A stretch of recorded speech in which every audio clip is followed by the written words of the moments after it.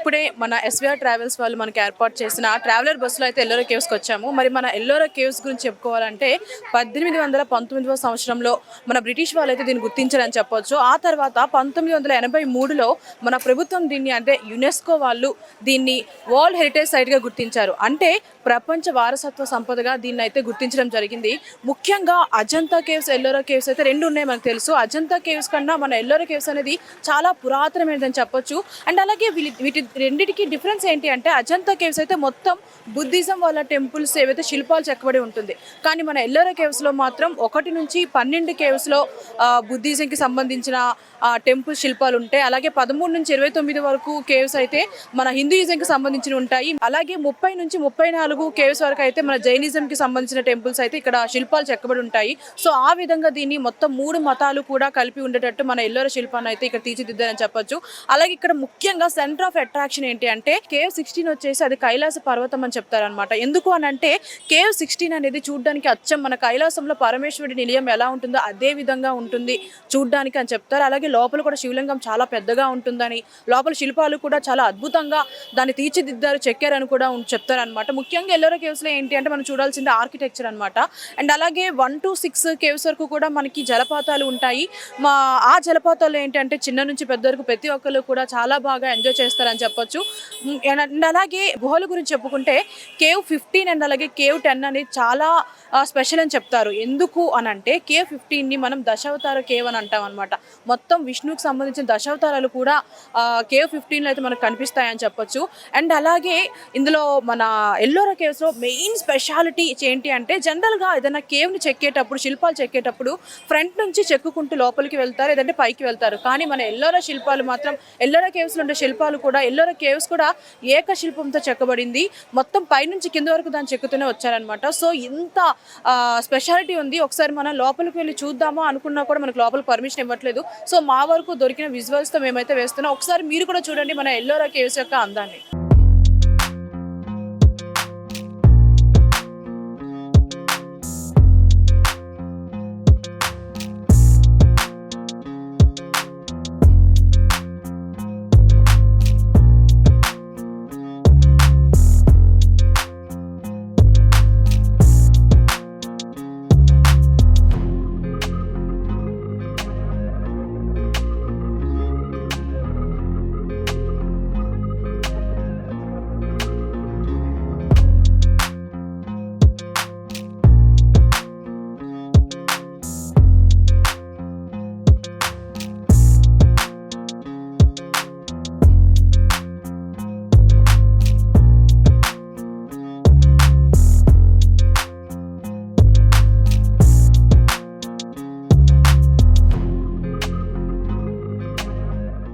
ఇదే మన ఎల్లోరా కేవ్స్. ఎట్లా చూసినా సరే ఆర్కిటెక్చర్ అయితే ఎంత అద్భుతంగా ఉందో మీకు కళ్ళకైతే పండగలా ఉంది చూడడానికి.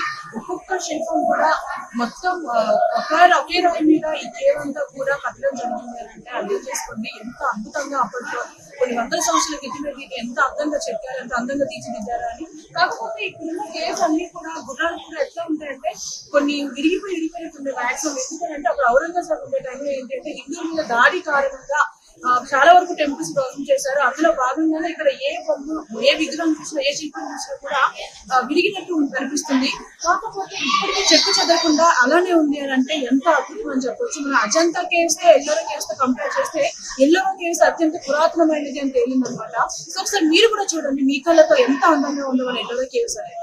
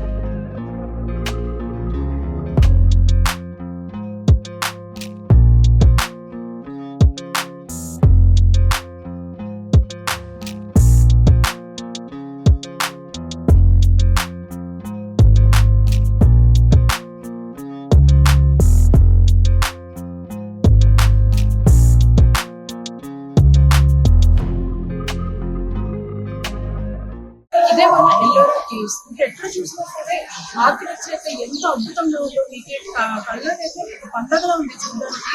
ఒక్కొక్క శిల్పం కూడా మొత్తం ఒకే రాయి మీద ఈ కేవ్ అంతా కూడా కట్టడం జరుగుతుంది అంటే అర్థం చేసుకోండి ఎంత అద్భుతంగా అప్పట్లో కొన్ని వందల సంవత్సరాల క్రితం దీన్ని ఎంత అందంగా చెక్కారు, ఎంత అందంగా తీర్చిదిద్దారు అని.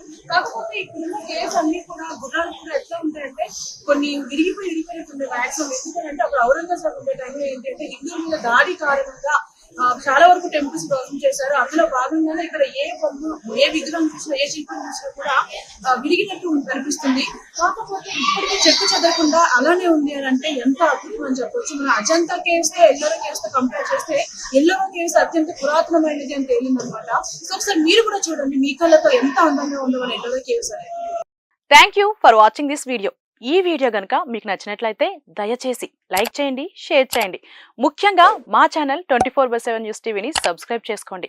ఆ తర్వాత మీ విలువైన అభిప్రాయాల్ని, మార్పులు, చేర్పులు, కావాల్సిన వీడియో ఏమన్నా ఉంటే మన వీడియో కింద కామెంట్ సెక్షన్లో కామెంట్ రూపంలో తెలియజేయండి. నమస్కారం, సాయిదంచిక మాట్లాడుతున్నాను. ప్లీజ్ సబ్స్క్రైబ్, షేర్, లైక్ చేయండి 24/7 టీవీ ఛానల్. హాయ్ నమస్తే, నేను మీ Sonia Akula. Please subscribe to 24/7 news TV. Hi అండి, అందరికీ నమస్తే. నేను Mankota Prasad. Please do subscribe 24/7 news TV. Political, entertainment and infotainment updates కోసం like, share, subscribe 24/7 news TV.